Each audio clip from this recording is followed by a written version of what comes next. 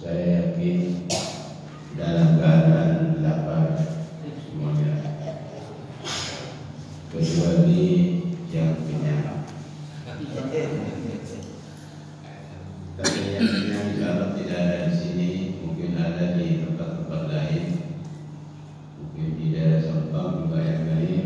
Pada saat ini mungkin saja ada orang-orang yang sedang kenyang dan segar.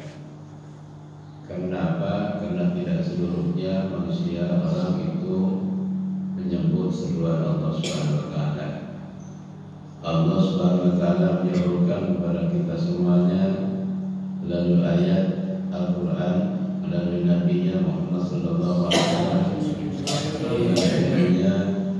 Ya ayyuhalladzina amanu kutiba alaikum asy-syiyamu kama kutiba 'alal ladzina min qablikum la'allakum tattaqun.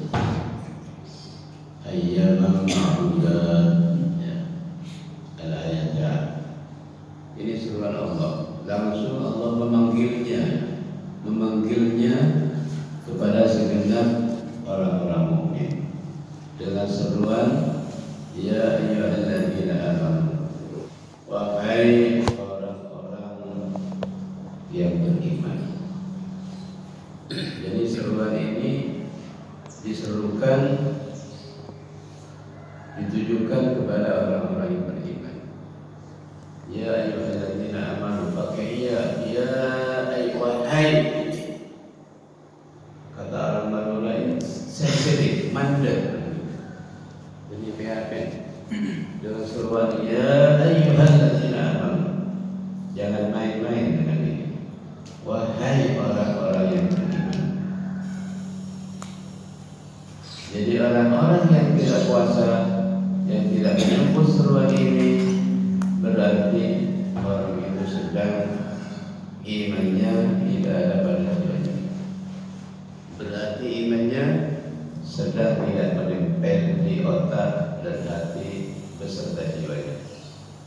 Na'udzubillah, tsumma na'udzubillah. Ya ayyuhalladzina amanu kutiba alaikum asy-syiyamu, puasa itu diwajibkan atas kalian. Puasa itu diwajibkan atas kalian semuanya orang-orang yang beriman. Kama kutiba 'alal ladzina min qablikum, sebagaimana puasa itu diwajibkan kepada umat-umat sebelum kalian. Umat Nabi Nuh juga diwajibkan puasa. Umat Nabi Musa juga diwajibkan puasa. Umat Nabi Yusuf juga diwajibkan puasa. Umat Nabi Ibrahim juga diwajibkan puasa. Begitu juga nabi-nabi yang lain, seluruh umatnya diwajibkan dan dibebani puasa. Cuman praktek dan teknisnya lain. Begitu juga pahala yang diberikan kepada umat muslim lain, Pak. Lain, jauh beda betul, besar kecilnya. Alhamdulillah kita selaku umat Muhammad ini puasa secara penuh. Di situ kita betul-betul panen pahala sebesar-besarnya, sebanyak-banyaknya. Bagaimana tidak? Orang tidur saja dikasih pahala. Tidur itu dikasih pahala. Percaya sampean? Orang puasa itu tidur dikasih pahala. Dengan catatan tidurnya tidak sampai meninggalkan sholat. Bapak-bapak, ibu-ibu puasa tidur itu dapat pahala. Bagaimana sabda beliau? Naumus shaimi ibadatun. Tidurnya itu menjadi ibadah. Kenapa demikian? Daripada keluyuran kemana-mana, ngumpul-ngumpul di pertigaan, di perempatan, ngomongin orang, lebih baik tidur saja. Pak ya, hati-hati Pak Ibu-ibu, daripada kumpul-kumpul, ngomongin orang, mengunjungin orang, ya, ngomong-ngomong tidak ada judulnya, tidak ada manfaatnya, tidak ada tidak ada faedahnya, lebih baik tidur saja. Jelas Pak ya? Karena begini Pak, orang puasa itu sebetulnya faedahnya puasa ini banyak sekali saya teliti. Di antara faedah puasa ini adalah membersihkan hati dan jiwa dari seluruh penyakit-penyakit yang menimpa kita, menimpa hati kita dan amal-amal kita. Kita bersihkan itu semuanya melalui puasa ini. Makanya target dari ayat tadi, la'allakum tattaqun. Ya ayyuhalladzina amanu kutiba alaikumus syiyam kama kutiba alal ladzina min qablikum. Targetnya apa? Targetnya Allah mewajibkan puasa. La'allakum tattaqun, agar supaya kalian ini takut semuanya kepada Allah SWT. Jadi intinya konsekuensi puasa kita setiap tahunnya itu mestinya membawa efek positif. Kalau dulu tahun lalu mungkin kita ini taatnya mungkin hanya 50%. Tahun sekarang mungkin mestinya meningkat menjadi 60%. Tahun lagi meningkat menjadi 70%. Tahun lagi meningkat 30%. Tahun lagi meningkat 90%. Tahun lagi meningkat 100%. Dan terus begitu meningkat dari segala sisi semuanya ditingkatkan. Karena memang puasa ini adalah sebuah amalan yang konsekuensinya itu memperbaiki orang yang puasa itu. Makin lama makin baik, makin tahun makin baik. Karena puasa ini adalah merupakan latihan, merupakan training dari Allah Subhanahu Wa Taala buat umat Islam. Jadi puasa ini Masya Allah sangat banyak faedahnya. Makanya kalau orang puasa itu hendaknya jangan sampai puasanya tidak menghasilkan apa-apa. Makanya kalau supaya hasil puasa kita ini berhasil dengan baik, menghasilkan sesuatu yang meningkatkan ketakwaan kita, jika kita puasa tidak cuma-cuma, maka 5 hal harus kita jauhi. Sanggup nih? Kalau puasa kita ingin baik, ingin bagus, ingin positif, maka 5 hal harus kita jauhi. Sebagaimana peringatan Nabi kita Muhammad SAW. Hal ini setiap tahun saya sampaikan di setiap pengajian, karena mungkin tahun dulu sudah saya sampaikan, tapi mungkin saja sampai lupa enggak sampai. Tahun dulu sudah saya sampaikan di sini. Ingat enggak? Insya Allah ada ingat. Insya Allah tidak ingat. Nabi SAW bersabda begini, ingat ya. Khamsun yuftirnas shaimah.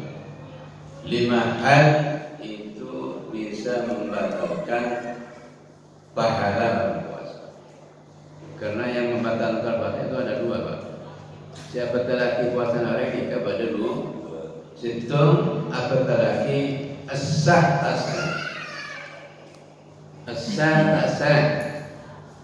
boleh sepuluh. Siapa laki as-sah apa sana hari kita boleh 10. Cuman tidak saya bahas itu, nanti saya bahas nanti. Yang kedua itu siapa laki kejar. Sejarah fikih saya berdua nih kan. Asal sejarah fikih. Pasal hari itu pokoknya tak kemasan palat, lobang tak sok kemasan sekali. Lobang atas, lobang bawah tak kemasan benda sekali. Mau jagung kadang benda apa kapipa tak masuk kalau lobang ni kan. Lesah bahasanya. Sejarah fikih. Tapi sejarah tasawuf belum tentu. Mengenai sejarah tasawuf, betul bahasa ikan berdaya sekolah ni kalau beli sekolah. Makanya kan yang Nabi Sallam khamsun yuftirnas shaimah. Perkara 5 ini bisa membatalkan pahala puasa orang. Apa saja perkara 5? al-kadhibu setongken kendama. Orang puasa itu ditraining, dilatih supaya mulutnya itu tidak mengatakan kebohongan. Latihan itu. Orang kalau sudah puasanya sukses, baik, setelah puasa nanti di bulan Syawal dan seterusnya sampai puasa lagi, mulut ini dipelihara, dijaga, tidak mengatakan sesuatu yang nuansanya itu mengandung kebohongan. Baik kebohongan pada diri sendiri maupun kepada orang tua, kepada guru, kepada tetangga dan sesama. Karena kebohongan itu bisa merugikan diri sendiri. Yang kedua, kebohongan itu bisa merugikan orang lain. Yang kedua, kebohongan itu bisa merugikan negara kalau dia pejabat. Yang kedua, kebohongan itu bisa merugikan diri sendiri, pahalanya bisa berkurang. Yang keempat, kebohongan itu bisa menyakiti malaikat, Raqib dan Atid.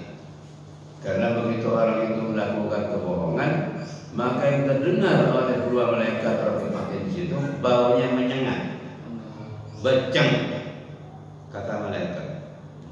Begitu orang melakukan kebohongan, maka rasanya yang didengar oleh malaikat Raqib dan Atid ini beceng bauan pada orang ini bau napa.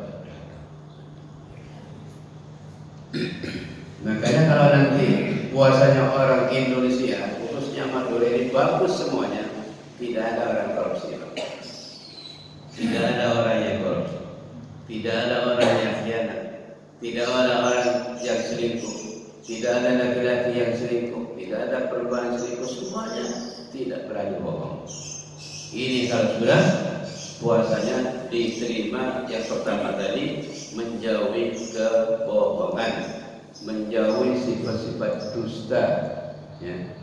Makanya Nabi Muhammad SAW yang mohal kepada Nabi Muhammad sifatnya kan 4. Semohal dari Nabi SAW yang 4: al-kidhib, khianat, kitman, baladat. Kan begitu. Kita mulai kecil sudah diajarin aqaid 50. Begitu ya. Yang wajib pada Allah 20, yang muhal pada Allah 20, yang wajib pada Nabi 4, yang wajib pada Nabi Muhammad 4, yang jari pada Nabi itu 1, yang jari pada Allah 1. Rekapnya berapa? 50.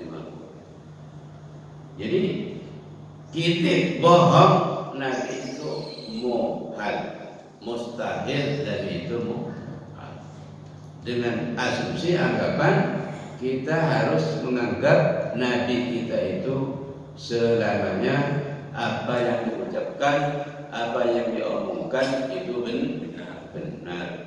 Jangan sampai kita punya asumsi, punya anggapan bahwa Nabi itu manusia biasa, bisa bohong, bisa tidak, bisa salah, bisa benar. Itu berarti iman orang itu belum iman sebetulnya, masih munafik. Ya Pak ya?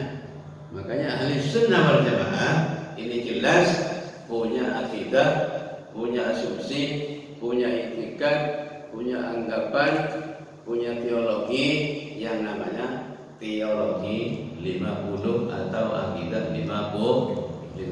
Ini harus belajar kita dari dasar itu sebetulnya. Dari dasar yang paling dasar, dari awal itu sudah diajari kita dari dulu. Jadi kepada akademik bohong, kebohongan itu merugikan semua lapisan masyarakat. Yang paling fatal kalau kebohongan itu terjadi dan diamalkan itu oleh pejabat. Kalau pejabat bohong, di Sampang pejabat bohong umpamanya, itu merugikan orang Sampang sendiri. Iya kan?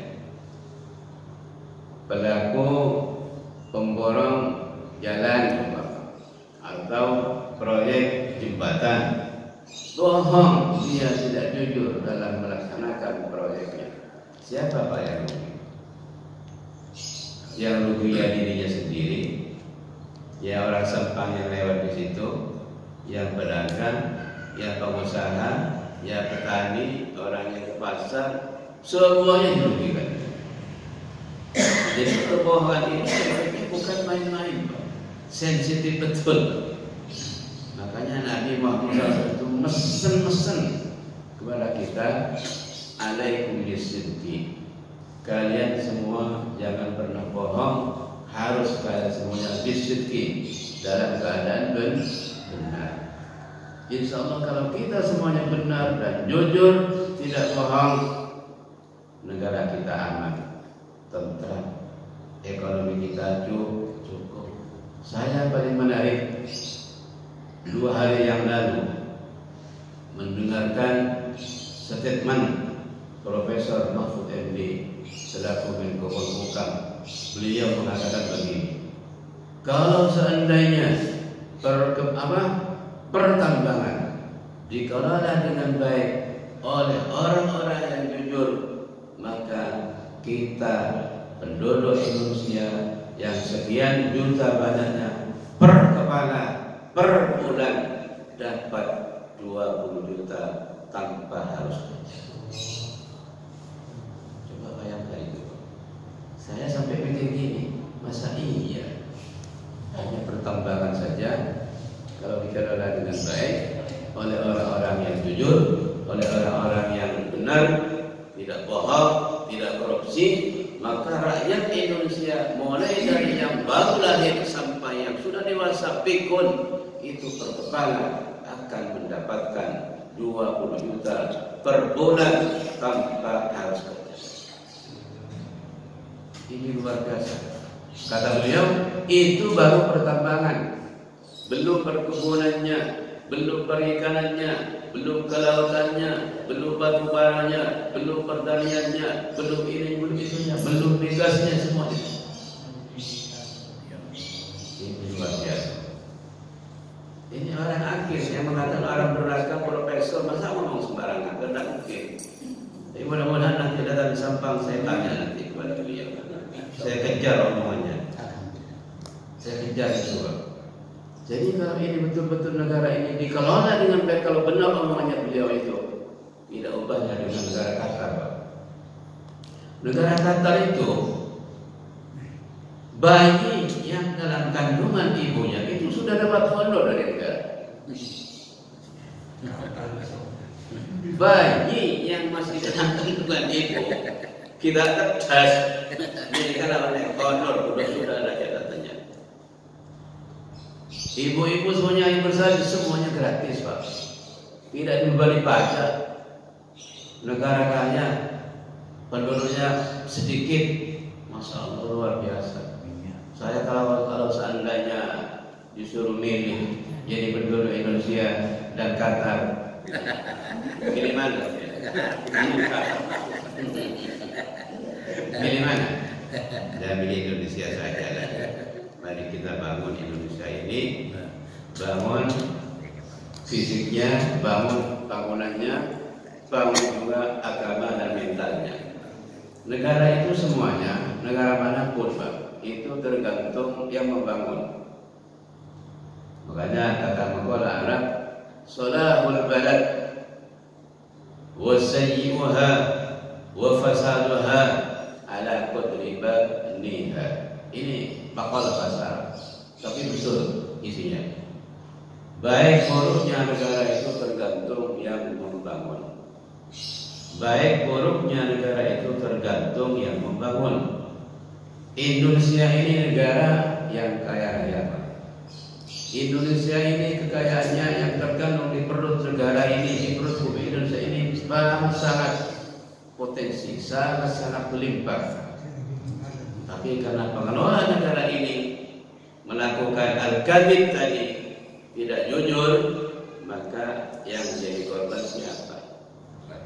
Rakyatnya, rakyat kecil, Pak. Rakyat kecil. Bayangkan coba pertambangan, Pak, tambang emasnya Indonesia ini, yang sampai sekarang mulai orde lama dulu yang kok Amerika itu Sampai sekarang belum berat kirim. Tambang emasnya Indonesia terbesar nomor 2 sedunia.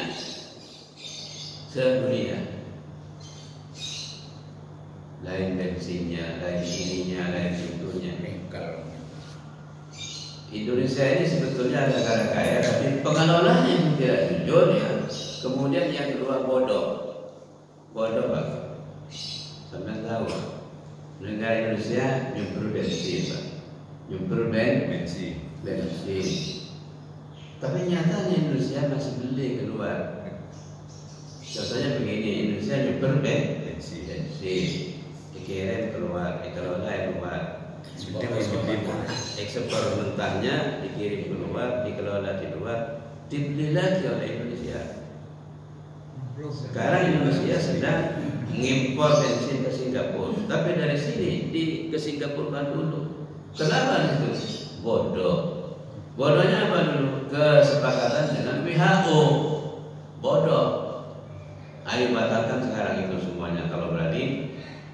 Termasuk kemarin yang Pak Presiden itu punya tindakan positif, saya dukung itu. Kalau positifnya saya dukung siapapun. Tapi kalau negatif mudah-mudahan saya tidak mendukung. Iya kan? Positif kami dukung. Apa positifnya?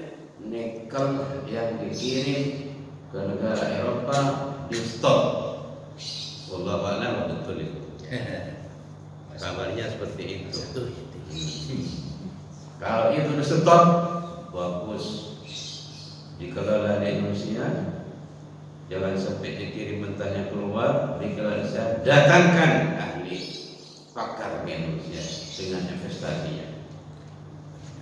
Begitu juga tambang-tambang yang lain. Nah ini, jadi kalau sudah berangkat dari yang satu tadi, orang puasa di training, jangan sampai bohong. Nah ini sudah benar kemana-mana. Saya tidak ingin menyinggung orang-orang yang tidak jujur. Saya tidak, cuma saya bahas pasal hadis tadi. Konsekuensinya ya ke sono dan ke sini. Iya, ke sono, ke sini, ke situ, ke sana. Konsekuensinya tadi begitu. Makanya kita mari latihan jujur. Jangan sampai bohong. Istri jujur kepada suami. Betul Bu? Suami jujur kepada istri. Betul Pak? Betul. Jangan sampai bohong-bohongan. Insya Allah kalau semuanya jujur, suami jujur kepada istri, kepala bini kepada bini. Kalau saya tertahun mungkin aku tak bini. Jujur lah. Lebih bagus jujur.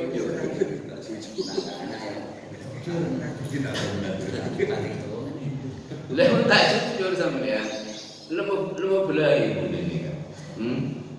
Abi ini saya belai. Kita semua masih ini. Allah Akbar nih kan. Perang kecil-kecilan. Perang kecil kan. Bulan diperangkan. Saya sebutnya nyaman syarat. Kita sebut nyaman. Diperangkan sobat. Tapi ini saya bertahu.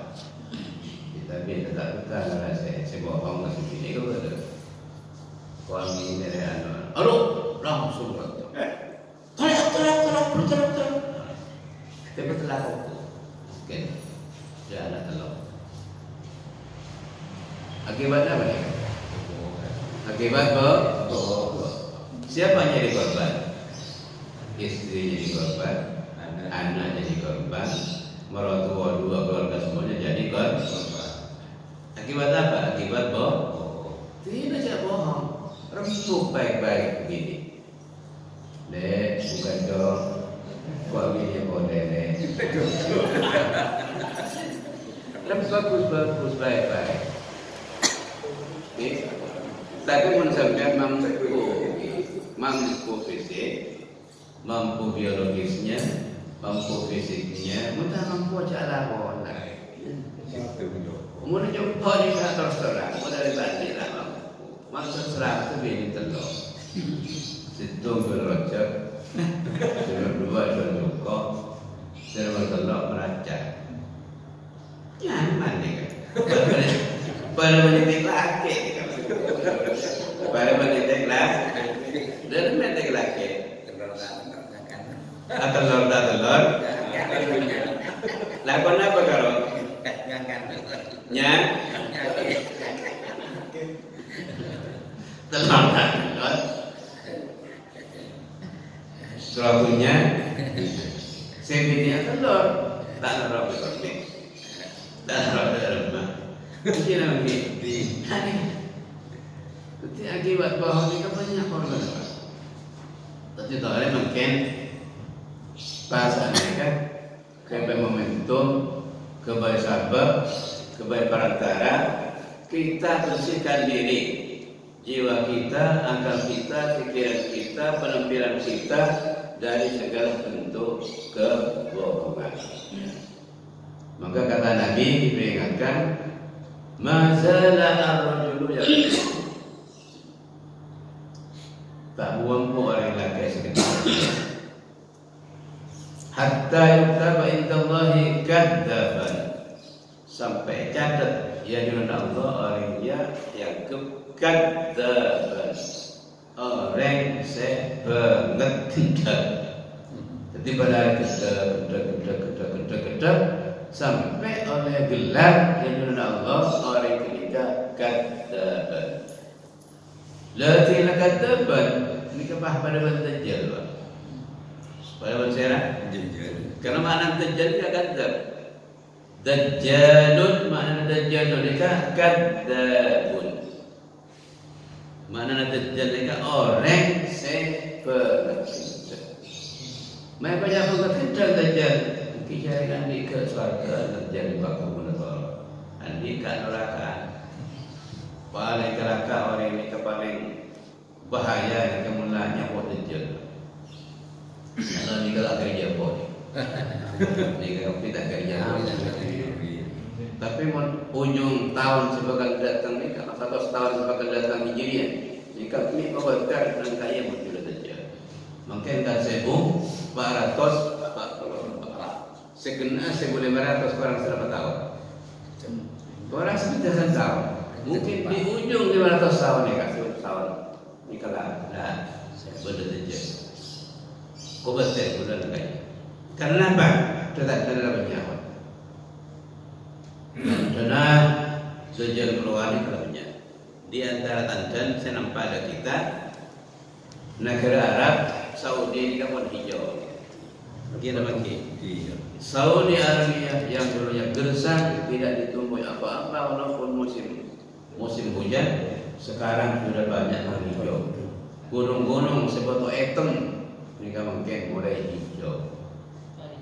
Mengajarkan Nabi hadis, la taqumu as-sa'atu hatta takuna ardul arabi murujan. Tak akan terjadi hari kiamat mengatakan bumi Arab yang hijau bisa tumbuh. Sekarang sekut, hujan sekut, kadang malah sekut banjir sampai motornya nyok mungkin debat mungkin. Itu mula memprediksi di ujung ini kalau apa jangan 1500 orang sekitar kau. Komponen sampai nikah. Mungkin sampai nak kerja suami. Lalu jadi kalau kita dengan ahli ke surga apa? Surga ni kalau rakan surga. Kemun boleh saja kok. Mulia cak kita cak kelem kira. Kaki mentak kelem kok masalah kawan rakan. Tidak kok masalah rakan apa? Masalah. Campur.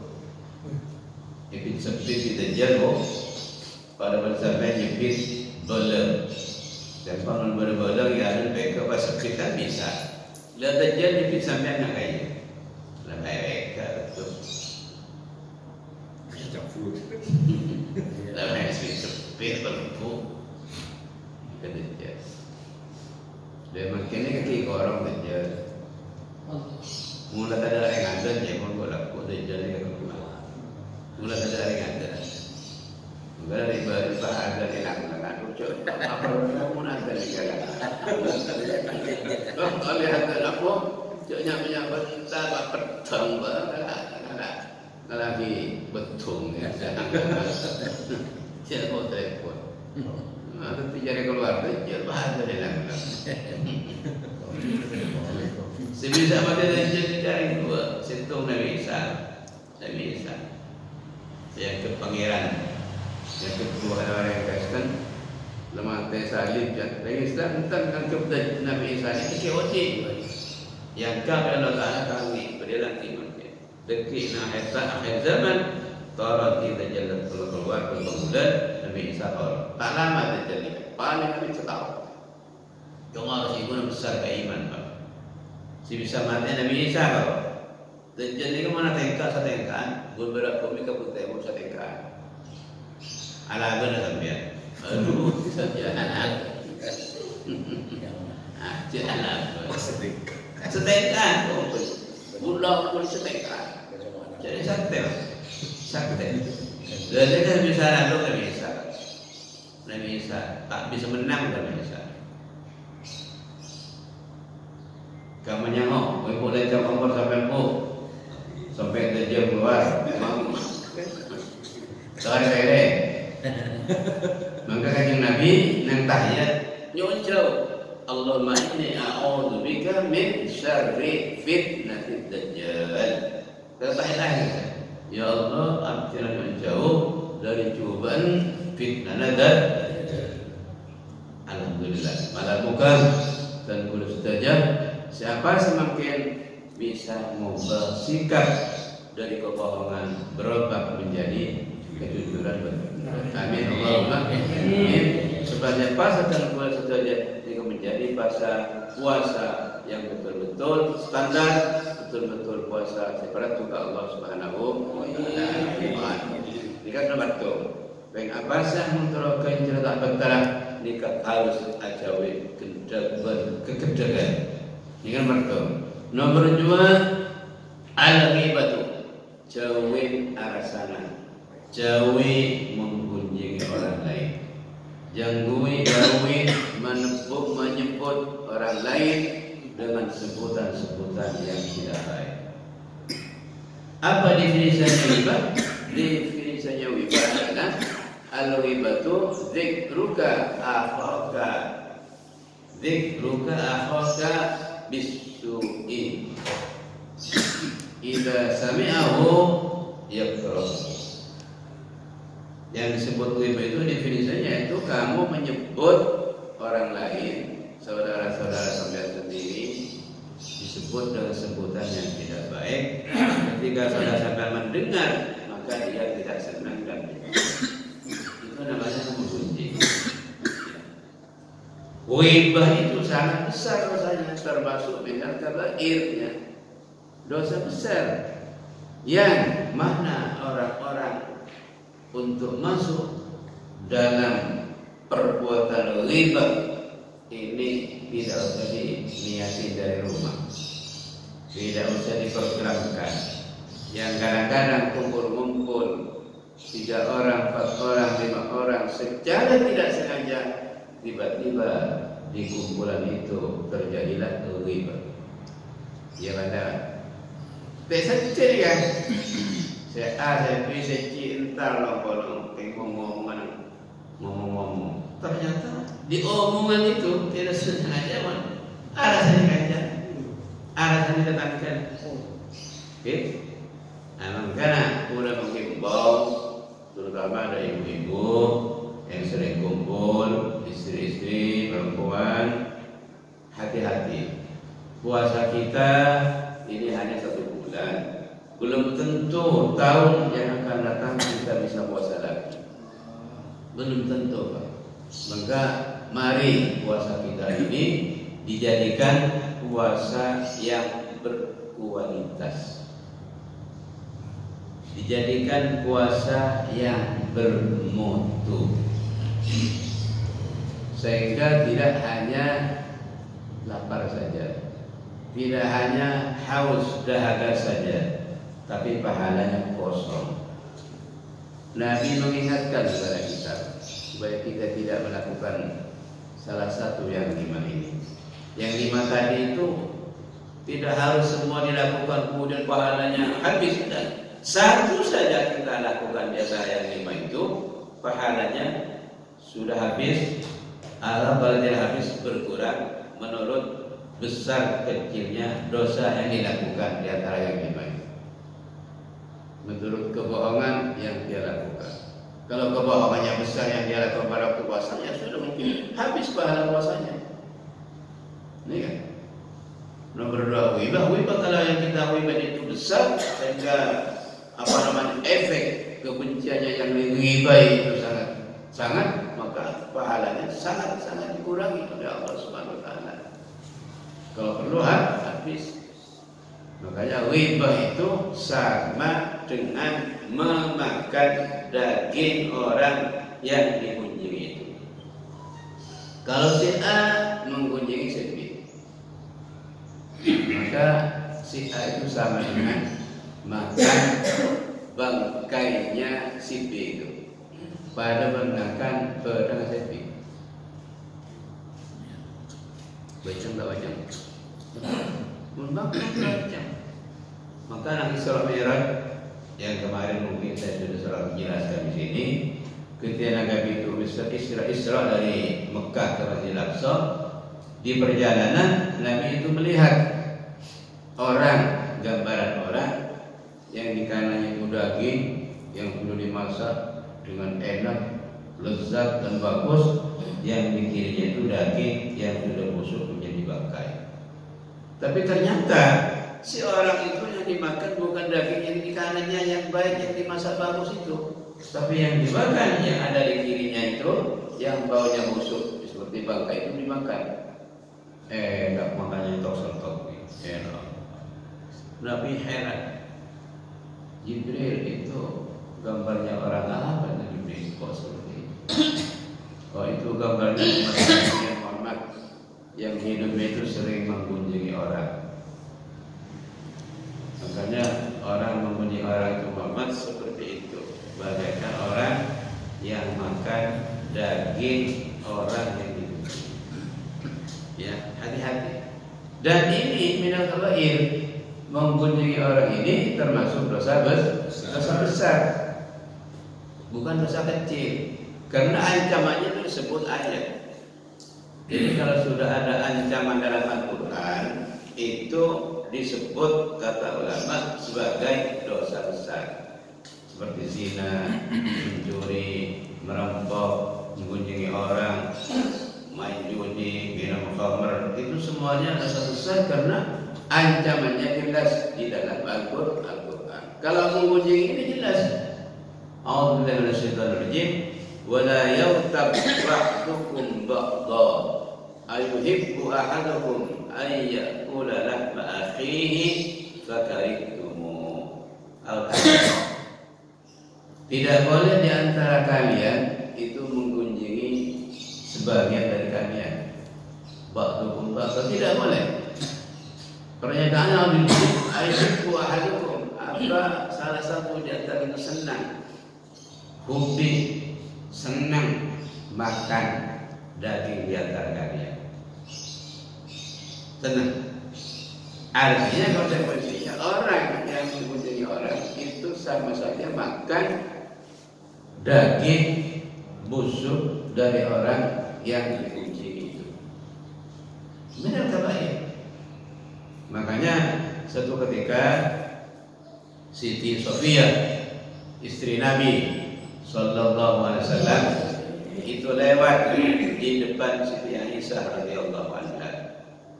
Ketika itu Aisyah duduk-duduk dengan Rasulullah SAW.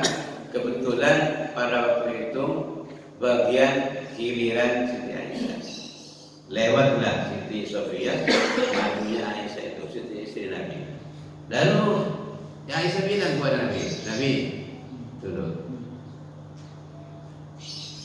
Menudih dengan tangannya, itu Nabi itu. Maksudnya apa? Maksudnya pendek. Memang orangnya pendek. Itu loh istri sampean, tidak seperti saya, pendek. Apa kata Nabi? Kata Nabi, ya Aisyah tuh, Ya Aisyah, law wuzinat ma qulti bima'il bahri la wazanat. Ya Aisyah, seandainya ditimbang apa yang kamu katakan itu, yang kamu kunjungi Sofia itu dengan air laut, maka la wazanat, niscaya pasti mengimbangi air laut perkataan. Itu hanya berapa kalimat? Berapa kalimat saja? Nabi itu Sofia itu penting. Berapa kalimat? Dan banyak. Maka langsung Nabi mengatakan, ya Aisyah, kalau seandainya perkataanmu itu, kunjunganmu itu sekarang tadi itu ditimbang dengan air laut, maka niscaya mengimbangi air laut kalimat-kalimat. Jelas Pak ya? Terus bagaimana kalau orang setiap harinya perbuatannya, kerjaannya itu saja? Ngomongin orang, kunjungin orang, kunjungin tetangganya, seterusnya. Alhamdulillah. Makanya puasa ini mentraining kita, melatih kita supaya kita tidak jadi orang bohong, tidak jadi orang yang selalu menjelek-jelekan orang lain. Amin Allahumma amin. Sebab kalau sudah kita menjelek-jelekan orang lain, kapan kita bisa mengontrol diri sendiri? Jauh langit dengan bumi, Pak. Konsekuensinya, Pak, kalau orang sudah pandai, gigih, aktif, istiqomah menjelek-jelekan orang lain, membuka aib orang lain, maka pasti dan pasti dia tidak bisa mengontrol aibnya sendiri. Pertanyaannya, kapan tobatnya beliau? Jawabannya, tidak akan tobat orang itu. Sulit. Ya, sulit tobatnya. Karena salah satu tobat dari orang menggunjing orang lain, ini harus berhenti dari gunjingannya. Yang kedua, minta maaf kepada orang yang digunjing. Sulit kan? Sulit, Pak. Bagaimana kalau yang digunjing itu banyak? 1, 2, 3, 4, 5 sampai puluhan. Bagaimana? Sangat-sangat sulit. Bagaimana kalau sudah mati meninggal? Atau kalau di kota bagaimana orang yang sudah pindah rumah, pindah tempat, tidak kontrakan, cari kemana? Mau minta maaf kepada siapa? Sulit kan? Kalau dosa langsung kepada Allah, langsung, ya Allah saya minta ampun, maafkan aku. Dengan hati yang tulus, sudah Allah langsung memaafkan. Tapi kalau punya dosa kepada orang, mempunyai orang, menjadikan orang, ini sangat-sangat sulit. Untuk minta ampun, orangnya sudah meninggal. Untuk minta ampun, minta maaf kepada orang itu, orangnya sudah pindah tempat, tidak kontrakan, dicari-cari, tidak ketemu. Sulit kan? Makanya hati-hati dalam masalah ini. Biasanya sebenarnya aku rasa nikah, ini biasa. Sebenarnya ini itu laki berjalan. Dengan ini kan tepat. Biasanya lek selek dulu. 1, 2, 3, 4, 5, 6. Lek selek. Ini kan tertib ya. Tesan cedek kan yang besar. Masalah ajar, masalah japti, masalah ini, masalah itu. Udah apa? Pulang japti dah. Anda tahu japti tak serai. Ada apa? Keren di kaki gitu. Gitu asyiri. Berantai. Tengah tes, boleh bahasa tengah tes. Tinggal seorang lagi, boleh pesan boleh murah pokok. Tidak bahasa. Illa lah kecuali kalau pokok dan kalau susah. Nah ini kenapa apa pokok? Rasa juga. Mula pokok keluar yang bahasa ini kemana? Pokok asal bahasa. Masih tak sengaja menunggu pojok ada baru tidak di arah sana. Tak ada. Orang nak bawa tak ada pak. Tak usah angin. Orang nak pada pak. Subhanallah. Terserah. Amin. Amin. Allahumma. Astagfirullahaladzim. Siapa yang mau sani? Mun orang ini ke arasanan ke setong orang, maka saya rasa yang tidak lemak. Atau saya rasa yang tidak langalai tempat pindah menang kota. Saya ada temu. Lalu masalah apa tadi kan? Kita tunggu kepada Allah. Nomor 2, nyuana kisah orang pada orang saya rasa ini. Nyuana kira apa? Nyuana kisah orang pada Insya Allah lagi tak nonton ni. Buat Allah Taala Insya Allah nyapor lagi. Saya ikut depan. Karena lagi kisah ni keselamatan. Jadi saya rasa kaki lapor. Kaki kau jadi Sepuluh kopi ni, kemudian jangan kena kopi kan? Lalu balas, kalau sampai minta kaki sepuluh, sampai tak balas. Ampun pangeran, tak boleh tak masak, tak minta balasan, tak minta tuntutan, karena kita ampun menanti gula, menanti sebuah gula, Masya Allah. Ya Allah, dan sebuah. Malah mau ke pasar Indonesia, mau buat terbul dengan tidak dicakang kerja, bisa tak kerja, saya dicakang arasan bisa bu. Oke, bon, selamat Allah. Pasal boleh sampai antara ke pusat, malah tak kaya lapar. Jika jauhin, an-nazar bisa bagi. Jauhin, apa dikajilik kalawan jenis kerabat sahabat. Lebih nang kota ini kalau muka labang jendela. Natela lawan jenis seperti ini mana? Jadi kan, menang kota, menang desa kan tak sejauh. Kecuali kalau menang kotanya sih kalau mana depan, dan kalau begitu buka jendela, saya pun nak awak nak keluar. Saya pun nak muka, saya keluar. Hari ni, benar yang dapat. Jadi kita minta dengan an-nazar bisyahwatin ningali kalaban syahwat. Ingat ya. Jadi bisa mengurangi kejahat. Maka bila apa jika langsung terlihat ini ter itu tak sengaja terlihat langsung itu bengok. Jangan dinikmati. Kalau dinikmati itu sudah dosa. 1 detik terlihat, 1 detiknya menikmati dosa. Begitu melihat langsung tengok. Ini.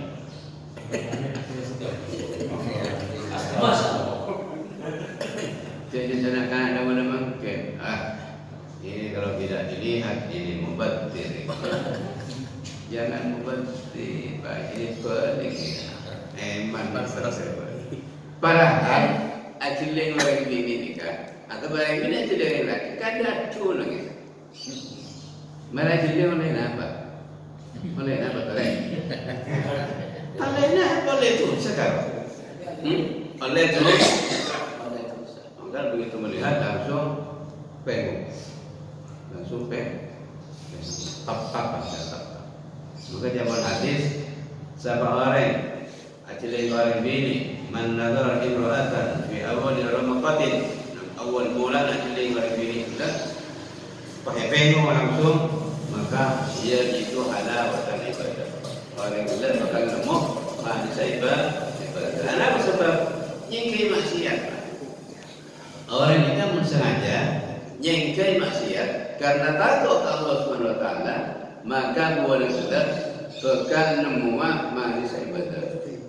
Muna baca nemu bisa baca. Waktu solat nemu nikmat solat. Pun pada tanya sampai saya rasa nemu. Ini nggak sampai. Waktu solat arsa nikmat. Ini manis nikmat, nyaman depan Allah waktu solat. Ini. Nah, iyyaka na'budu wa iyyaka nasta'in. Arsa nikmat. Bers. Melarat. Mun melarat usaha ki. Derma bani ka pagpasolat sinikmat teman. Tang senarang nikmat kepada bajang ni kata keburu. Oh, mereka keburu makan pun ada ni macam ni. Rumah dia bajang mai kerdesak ada ni. Tapi jaga boh 1000 sudah apa aja yo di kompor kan. Ya itulah ingat. Allah subhanahu wa ta'ala keburuk. Toko makan aingna, toko asal, toko kulit botol, toko sini kapi. Pon. Dan apa yang ke kompor, apa yang ke tomang, apa yang ke bolo, apa semua. Ini kebanyakan. Oke begini. Itu mana baju kedon, jauh di kompor kedon, jangan terpolong kedon, jangan terpeluk kedon, bajang kedon. Kimat ni kan, mana jaga gubah. Okay, nikahan nazar bisa seperti ini. Kebanyakan kita bahasa ni. Mengurai kejar bahasa tak kompat aja. Semerpak jawin al-yaminul ghamus. Sumpah bal. Saya salah menikah. Biasa orang salah kok atau kemenikah. Wallahi ini nomor tabel 10 juta. Padahal dan apa sekali. Okay. Wallahi ini saya tak boleh juga ni. Kalau saya jual juga macam-macam sebab tentang dia. Wallahi beras pernikah, beras hanya punya dia. Padahal sudah salah apa? Macam-macam. Sumpah, dia memang sumpah kan? Palsu. Jadi kecil lah kau ni. Cek lah kau ni. Sumpah kan?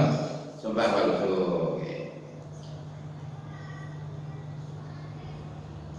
Nomor 5 para tak ada bukan. Sumpah palsu jalan. Nomor 5 an-namimatu tu mengadu domba orang lain. Saya itu bisa bi. Ojang saya ke saya bi ibadah apa? Ojang saya bi ke saya ibadah apa? Padahal kadang tak ngucap kayak gitu baik. Ini kata bahasa orang Tuhan. Berapa saya baca Tuhan itu definisinya an-namimatu nadlu kalamil ghairi ila al-ghairi ala wajhil ifsadi. Saya baca namanya bahwa ngalle ojang orang lain yang le kesetongna kalau baru kedua ifsad marosak. Jadi ketuan tu ini termasuk kelakuan saya cek raja susah. Cuma sayangnya dan anehnya mengkenika ada sebuah kumpulan komunitas yang terorganisir yang kelakuannya itu mengadu domba. Faham bahasa biasa? Faham ni? Faham?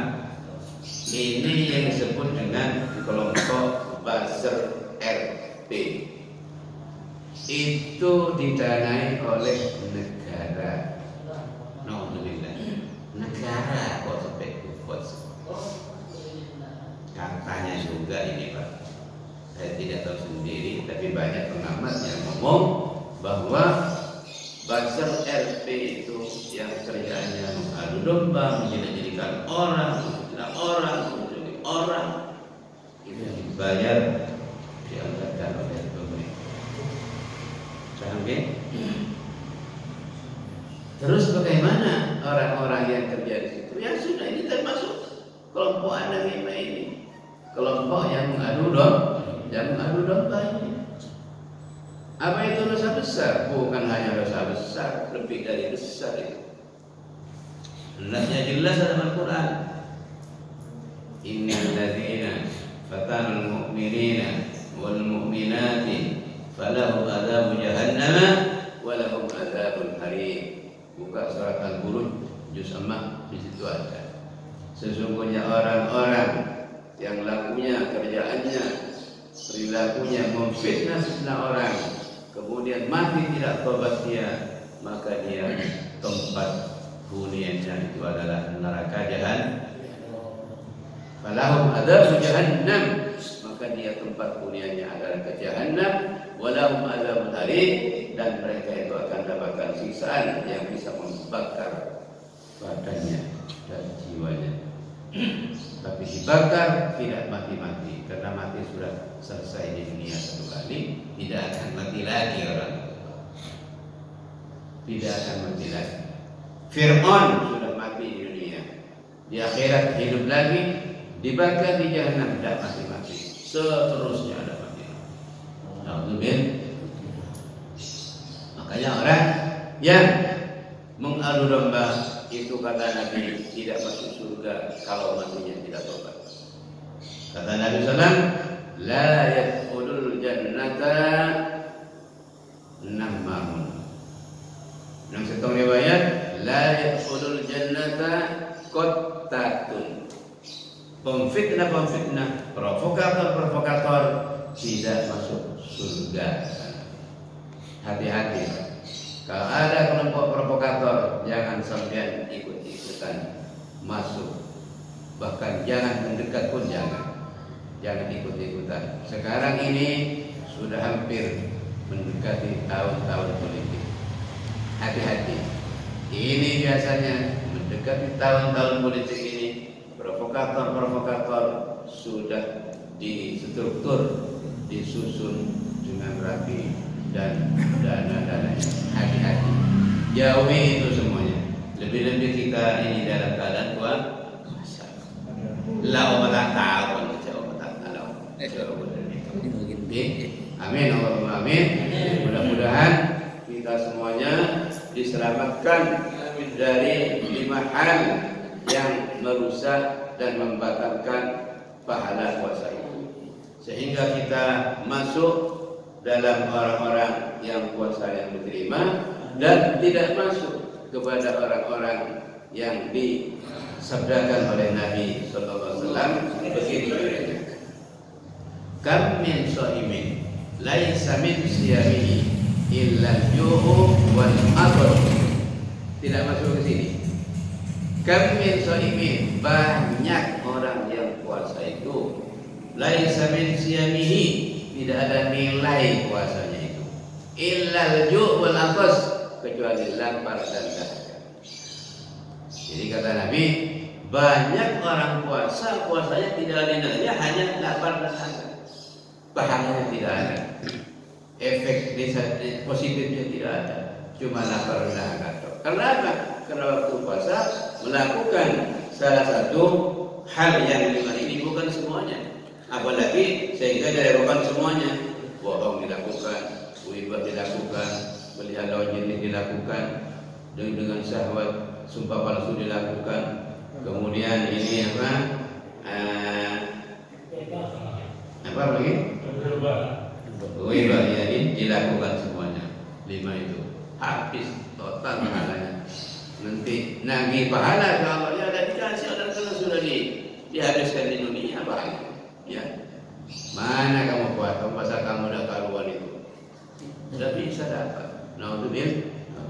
Mudah-mudahan kita semuanya diselamatkan Allah Subhanahu wa taala. Karena saya sesuai janji waktunya 1 jam, pas 1 jam tidak kurang tidak lebih. Jam 5 persis mulai, sekarang jam 5 persis lewat setengah menit. Cukup Ki? Cukup Ki? Ada pertanyaan? Ada pertanyaan, monggo saya layani walaupun 5 menit saja. Gini. Assalamualaikum warahmatullahi wabarakatuh. Titik dengan penjelasan tadi tentang masalah kebohongan. Gimana? Masalah kebohongan. Ya. Apa yang saya tanyakan di sini sebetulnya kami sendiri yang pernah mengalami tentang masalah kebohongan. Pernah bohong ya? Pernah bohong. Pernah. Pernah, pokoknya pernah.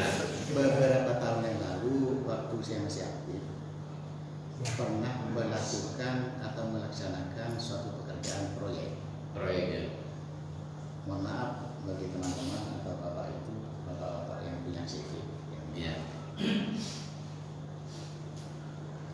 Karena setelah proyek itu selesai dilaksanakan 100%, kami ditekan oleh atasan. Maksud kami masalah siapa yang bahasa nanti pertanyaan saya. Terus ditekan oleh atasan. Pertama karena saya tidak memenuhi permintaan atasan, akhirnya saya dimutasi. Dimutasi. Ini sebetulnya perlu diagendakan. Terus beberapa tahun kemudian dapat lagi proyek atau rekap itu pekerjaan. ditekan, alhamdulillah ditekan lagi. Akhirnya pengalaman semula kalau saya ini tidak membayar, akhirnya saya limitasi juga nanti, akan limitasi gitu. Akhirnya terpaksa saya membayar semacam fee. Ini bukan rahasia lagi, makanya alhamdulillah kalau nanti ada pejabat tinggi turun ke daerah-daerah berbicara tentang masalah apa yang menyangkut masalah alhamdulillah. Pertanyaannya apa? Maksud saya, waktu saya membayar karena ditekan yang kedua kalinya, akhirnya laporan terakhir itu saya membuat laporan harus sesuai dengan uang yang keluar. Padahal uang itu bukan dipakai saya sepenuhnya, nyetor. Terus pertanyaan kedua tadi itu, pendapat yang boleh ikut berdosa karena membayar ditekan, harus bayar. Apa saja sudah dikuasai atasan kedua? Enggak boleh juga kalau berdosa pada bukan karena kita membayar kan kalau tidak bayar ya begini. Ya selama itu kalau tidak ada niatan struktur dari awal ya tak dosa.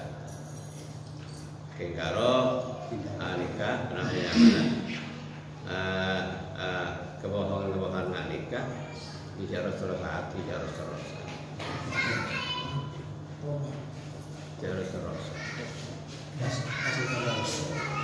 Kebohongan ini kan berarti ini kebohongan sebenarnya proyek-proyek nikah pun salah kaprah. Salah tapi kebaikan yang merah.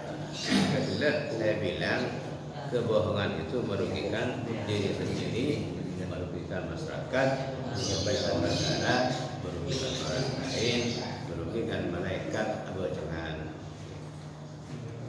Karena memang ada mazhab yang mengatakan memberikan uang itu kepada orang yang nampaknya itu rishwah, tapi kalau itu tidak diberikan maka haknya tidak akan terpenuhi. Itu masih ada yang membolehkan. Tapi yang mazhab yang kuat sampai tetap berdosa, yang hati-hati. Terasa. Ya karena itu sebagai wasilah perantara momentum untuk si atasan sama itu melakukan kebohongan. Kalau seandainya semuanya sepakat, orang yang menerima proyek ketika ditekan semuanya sepakat tidak memberi, itu kan bagus. Ya, seluruh orang yang dapat proyek dimintai tekanan, fee, jangan mau bayar karena itu bukan hanya itu bagus. Sepakat semuanya. Nah, ini sudah salah kaprah sudah. Padahal itu kalau dilaporkan ke pihak-pihak tertentu kan bisa dipidana. Bisa dipidana. Artinya melanggar hukum itu, ya. melanggar hukum.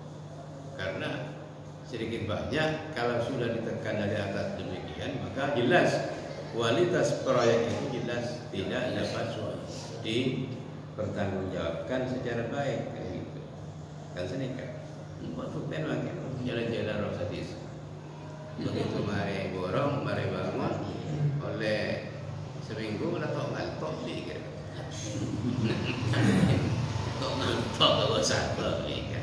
Kenapa demikian? Karena aspalnya kualitasnya itu hanya Kulen Lopez. Kulen nggak Kulen Lopez.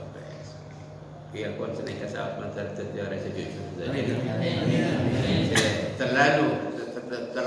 Terlanjut kita dah tobat baca boleh bermatar-matar Allah Taala nyabo. Amin Allahumma amin. Bismillahirrahmanirrahim. Allahumma shalli ala sayyidina Muhammad. Salatan tuqilu lana bil a'mar. Amin. Lana bil asqam wal alam wal ahad wal afat wal afrad wal aqar. Tudru alaina alayhi bi rizq wal bidrar. Taqdi lana bi man taqar. Amin ya rabbal karam ya aziz ya rabbal alamin. ربنا تقبل منا صيامنا ربنا تقبل منا صيامنا ربنا تقبل منا صيامنا وقيامنا